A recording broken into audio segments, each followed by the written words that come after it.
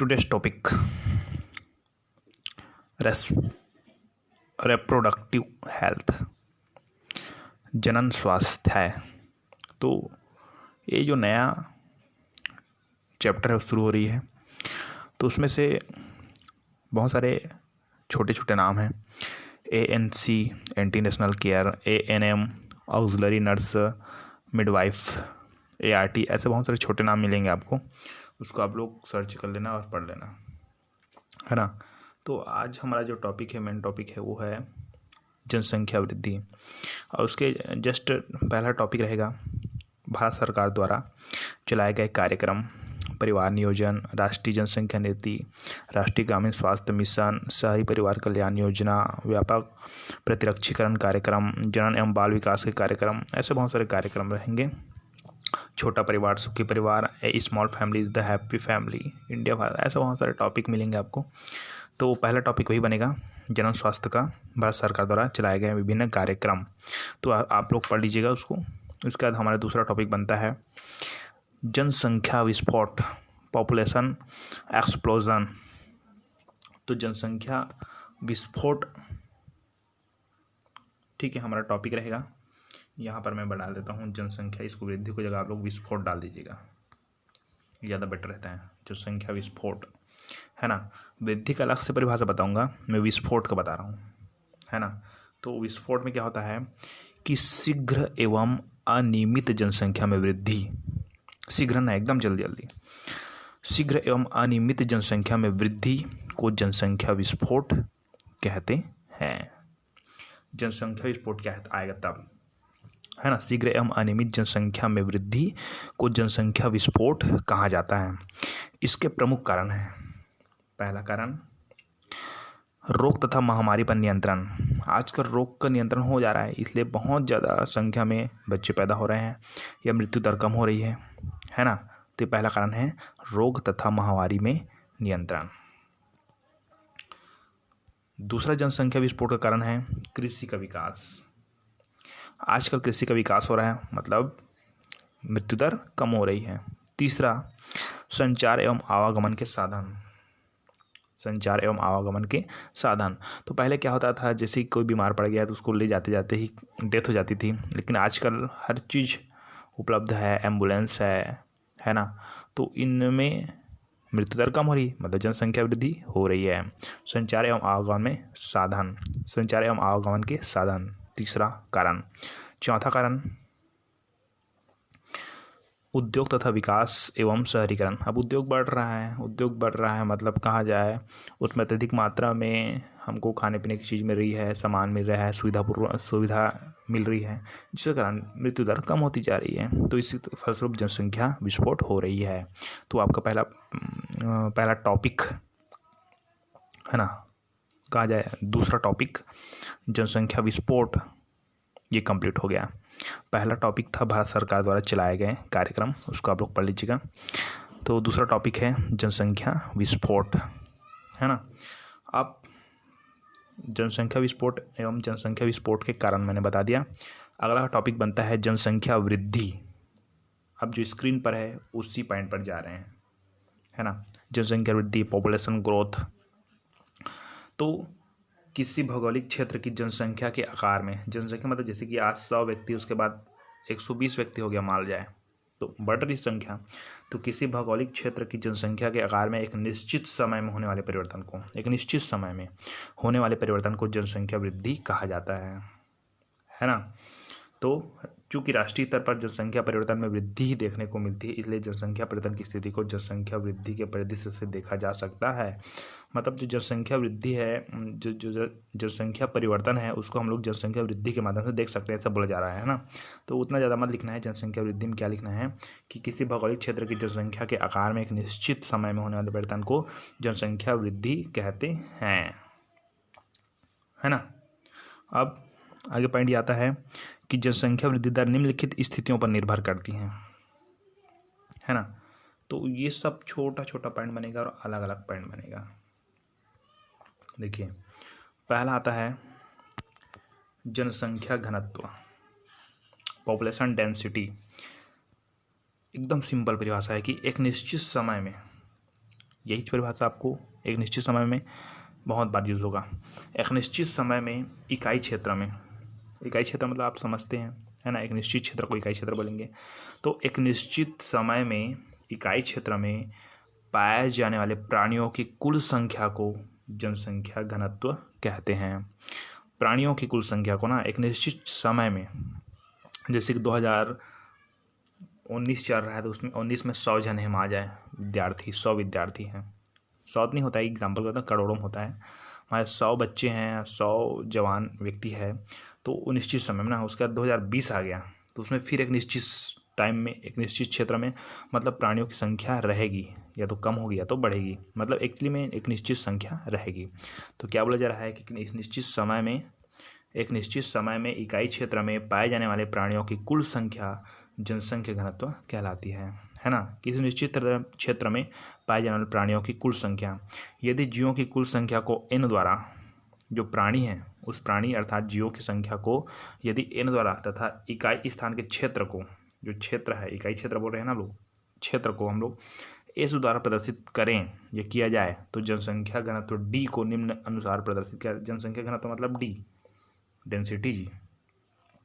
तो एक निश्चित समय में इकाई क्षेत्र में पाए जाने वाले प्राणियों की कुल संख्या को हम लोग क्या बोलते हैं, जनसंख्या घनत्व। तो यहाँ पर माना है कि यदि जीवों की कुल संख्या को हम लोग n द्वारा प्रदर्शित करते हैं तथा इकाई स्थान को s द्वारा, तो जनसंख्या घनत्व d को निम्न अनुसार प्रदर्शित करेंगे, है ना। कैसे प्रदर्शित करेंगे, d मतलब डेंसिटी, जनसंख्या घनत्व इक्वल टू n/s। तो n कौन है, ये है कुल संख्या है जीवों की, और s कौन है, ये है इकाई क्षेत्र। तो ये कंप्लीट हो गया आपका जनसंख्या घनत्व। दूसरा आता है जन्म दर। जन्म दर क्या है, तो किसी जनसंख्या के अंतर्गत नई संततियों की उत्पत्ति, कोई भी एक जनसंख्या, जैसे कि यहाँ पर 1000 व्यक्ति, उसमें अगर 2 बच्चे फिर आ जाते हैं तो 1002 हो गया उसका जनसंख्या, मतलब बढ़ रहा है ना। तो किसी जनसंख्या के अंतर्गत नई संततियों की उत्पत्ति दर को जन्म दर कहते हैं। यह किसी भी जनसंख्या वृद्धि की स्वाभाविक क्षमता होती है। यह किसी भी जनसंख्या की वृद्धि की स्वाभाविक क्षमता होती है। मतलब स्वाभाविक क्षमता होती है मतलब किसी भी जनसंख्या में ये होना एकदम तय ही होता है। मतलब क्या होता है कि बच्चे पैदा होंगे ही, है ना। यदि किसी भी जनसंख्या की वृद्धि की स्वाभाविक क्षमता होती है, यहाँ किसी भी जनसंख्या की वृद्धि की स्वाभाविक क्षमता होती है। मानव समुदाय की इस स्थिति में इसे सामान्यतः प्रतिवर्ष 1000 व्यक्तियों द्वारा उत्पन्न नए संततियों की संख्या द्वारा प्रदर्शित किया जाता है ना। मतलब ये बताया जा रहा है कि इसकी तुलना है, कैसे किया जाता है कि प्रतिवर्ष 1000 व्यक्ति है, उस 1000 व्यक्ति द्वारा कितने मात्रा में नए संतति उत्पन्न किए गए हैं और उनकी संख्या बढ़ी है, उनके द्वारा तुलना किया जाता है। मतलब जब भी जो अवलोकन होती है या उसका गिनती होती, गणना होती है, तो 100 व्यक्तियों के द्वारा 1000 व्यक्तियों द्वारा उत्पन्न संतानों की संख्या के द्वारा प्रदर्शित किया जाता है। मतलब 1000 व्यक्तियों द्वारा कुल कितने संतानें पैदा हुई है, 1000 व्यक्तियों द्वारा कुल कितने संतानें पैदा होती है, इस तरह से उसका तुलना किया जाता है कि 1000 व्यक्ति द्वारा एक साल में 10 बच्चे के पैदा किए जाते हैं, तो 1000 व्यक्ति द्वारा एक साल में 20 नहीं, कम से कम 20, 1000 व्यक्ति तो उससे और ज़्यादा पैदा हो सकती है ना, ठीक है। तो यहाँ पर मैं एग्जाम्पल के लिए बस 20 बचा रहा हूँ। 1000 में 20 बच्चे, तो 1000 व्यक्तियों में केवल 20 बच्चे ही पैदा हुए, और 1000 व्यक्तियों के अंतर्गत फिर 20 बच्चे पैदा हुए, मतलब 40 बच्चे हो गए, 2 साल में 40 बच्चे पैदा हो गए। मतलब इस तरह से कुछ इनकी गणना की जाती है जनसंख्या दर, जन्म दर की। जन्म दर आ जाता है मृत्यु दर, है ना। तो मृत्यु दर क्या है, यह जन्म दर के विपरीत होती है। यहाँ क्या होता है, बोला जा रहा है जन्म दर की क्या होती है, मृत्यु दर होती है ना। यहाँ जन्म दर के विपरीत होती है। तो परिभाषा यहाँ लिख देना, इकाई समय में। मृत्यु दर की परिभाषा क्या है कि इकाई समय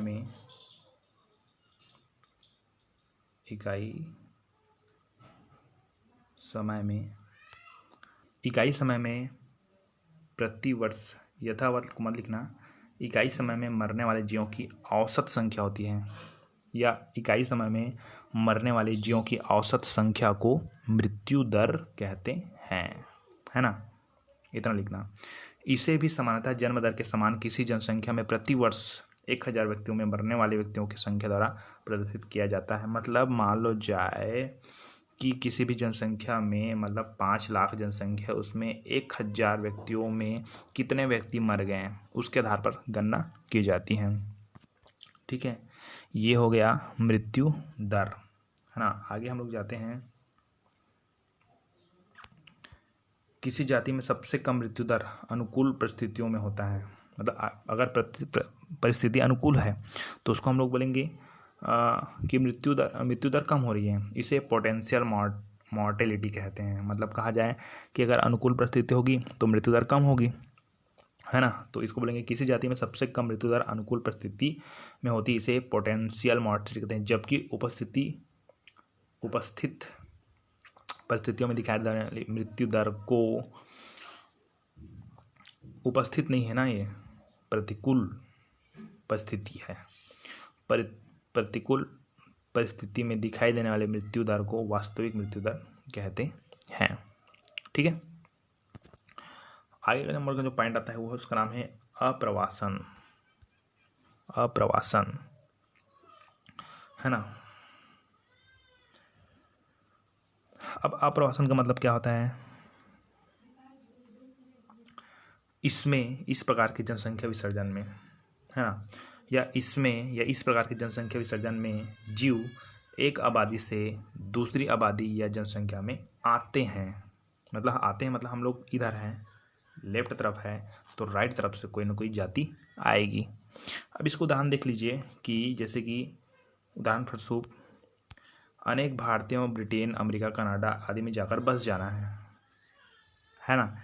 यहाँ एक दिशा में अंतर्मुखी गति होती है। मतलब क्या होता है एक दिशा? मतलब ये जो भारत है, भारत से निकल कर अगर अमेरिका चला गया तो वापस नहीं आएगा, वो वापस नहीं आएगा। तो एक दिशा है, वो क्या है? एक दिशा है ना। यह किसी देश अथवा क्षेत्र से बाहर से आने वाले व्यक्तियों का अस्थायी प्रवेश होता है। अच्छा, एक बार और हो सकता है, अस्थायी भी हो सकता है बोलेंगे, लेकिन यहाँ पर आपको इतना दूर तक नहीं लिखना है भाई। आपको क्या इतना तक रखना है ना, कि इस प्रकार की जनसंख्या विसर्जन में एक जीव एक आबादी से दूसरी आबादी या जनसंख्या में आते हैं। ठीक है, इसको बोलते हैं अप्रवासन। क्या बोलते हैं? अप्रवासन। उदाहरण देना है, दे देना इतना तक, ठीक है। अप्रवासन के बाद आता है उत्प्रवासन।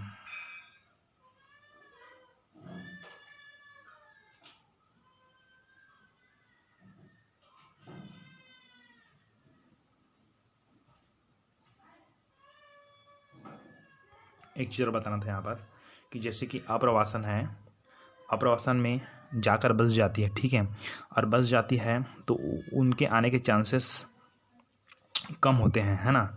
लेकिन एक्चुअली में क्या होता है कि कभी कभी क्या होता है, ये अस्थायी भी हो सकता है। अब अस्थायी कैसा होता है? मतलब जाकर तो बस गया, है ना, अप्रवासन हो गया, लेकिन वो क्या होता है, आने के पश्चात उसके जाने की संभावना होती है, इसलिए अस्थायी प्रवेश हो सकता है, ये अप्रवासन है वो, ठीक है। आगे चलते हैं हम लोग उत्प्रवासन में। किसी क्षेत्र के पूर्व में स्थित जनसंख्या में से कुछ व्यक्तियों का अन्य राज्यों तथा विदेशों में स्थायी रूप से जाना उत्प्रवासन कहलाता है ना। मतलब किसी क्षेत्र की पूर्व में स्थित जनसंख्या में से, मान जाए ये एक क्षेत्र है, इसमें जनसंख्या स्थित है, उस जनसंख्या में से कुछ व्यक्तियों का अन्य राज्य, अन्य विदेश में स्थायी रूप से जाना। एक निश्चित जनसंख्या ना यहाँ पास, ठीक है, तो इनकी जनसंख्या कम हुई, इस तरफ की जनसंख्या कम हुई, लेकिन इस तरफ की जनसंख्या क्या हो गई? बढ़ गई। मतलब ये जो देश है कंट्रीज की संख्या बढ़ गई है, ठीक है। तो यही बोला जा रहा है कि किसी क्षेत्र के पूर्व में स्थित जनसंख्या में से कुछ व्यक्तियों का अन्य राज्यों अथवा विदेशों में स्थायी रूप से जाना उत्प्रवासन कहलाता है ना। इस स्थिति में व्यक्तियों, जीवों का उसी जनसंख्या में फिर वापस लौट कर आने की कोई इरादा नहीं होता है।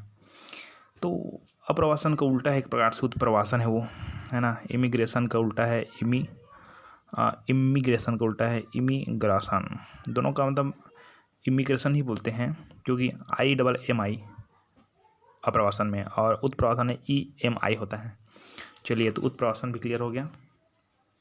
बार बार रिपीट करके देख लीजिए उसको, है ना। आगे हम लोग चलते हैं लास्ट प्रवासन। ये दो तरफा गति होता है। कैसे होता है देखिए, यह बहुत ही गतिशील जीवों में पाया जाता है। यह दो तरफा गति होती है। इस तरह की जनसंख्या विसर्जन में जीव एक आबादी कुछ समय बाद उसी क्षेत्र में फिर लौट जाते हैं जिस क्षेत्र में खाली करके जाते हैं।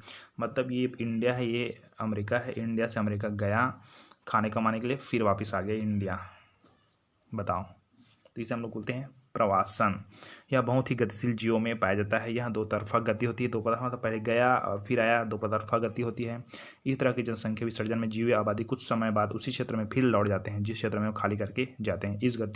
यह गति मौसमी होता है, इसको मत लिख लेगा, कोई दिक्कत नहीं है ना। भारत की जनसंख्या गणना ये 2011 अब 2021 में और होगा।